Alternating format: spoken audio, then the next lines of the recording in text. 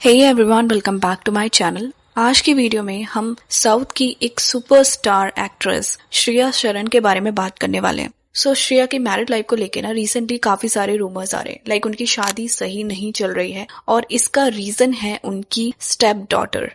And sources के according Shreya ने अपने हस्बैंड को अल्टीमेटम दे दिया है, या तो वो उनकी स्टेप डॉटर से पूरी तरीके से अलग हो जाए और या फिर श्रेया को डाइवोर्स दे दे।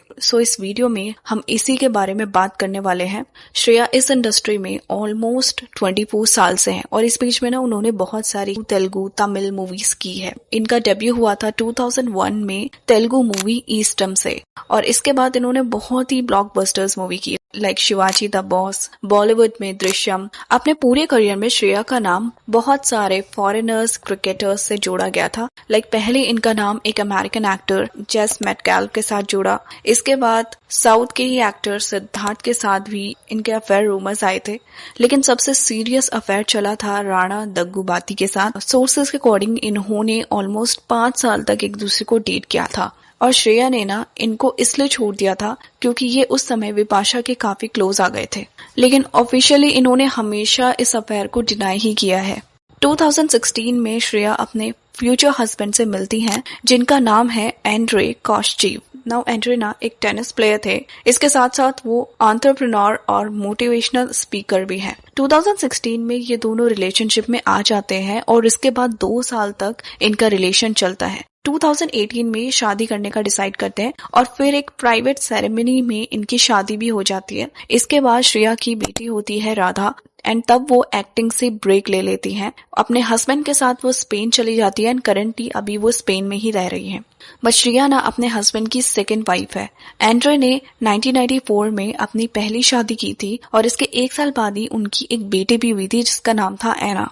जैसा कि मैंने पहले कहा 2018 में श्रेया और एंड्रे ने शादी कर ली, उसी तरीके से 2020 में 2 साल बाद एंड्रे की बेटी ने भी शादी कर ली थी और इसी के 1 साल बाद कोविड के टाइम पर उनकी बेटी की भी बेटी होती है।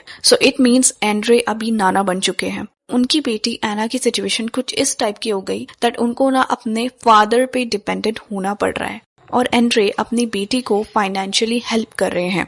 समवेयर ये जो झगड़ा है वो इसी बात का है क्योंकि एंड्रे फाइनेंशियली और इमोशनली भी अपनी बेटी पर ज्यादा इन्वेस्टेड है इन कंपैरिजन टू श्रेया और उनकी बेटी राधा। श्रेया इस बात से बिल्कुल भी खुश नहीं है और इसीलिए उन्होंने एंड्रे को अल्टीमेटम दिया है, या तो वो अपनी बेटी के साथ पूरी तरीके से रिश्ते तोड़ दे और या फिर सेटलमेंट मनी देकर श्रेया से अलग हो जाए। श्रेया अभी दोबारा से इंडस्ट्री में वापस आने वाली है। उनकी एक मूवी आ रही है मिराई, और इस मूवी के इवेंट में ना श्रेया को अकेले देखा गया था। नाउ यहाँ पर ये बात इसलिए इम्पोर्टेंट है, जिस टाइम पर श्रेया ने एंड्रे से शादी की थी उस समय उनको काफी ज्यादा ट्रोल किया गया था। उनको बहुत ज्यादा हेट नेगेटिविटी मिला था और ऐसा भी बोला गया था दैट बहुत जल्द इनका डाइवोर्स हमको देखने को मिलेगा। ऑल्सो एंड्रे की पहली शादी को मीडिया में ना लाया जाए, इसका भी श्रेया ने पूरा ध्यान रखा था। एंड क्योंकि एंड्रे एक फॉरेनर थे, इस वजह से उनके बारे में ज्यादा बातें पता नहीं थी।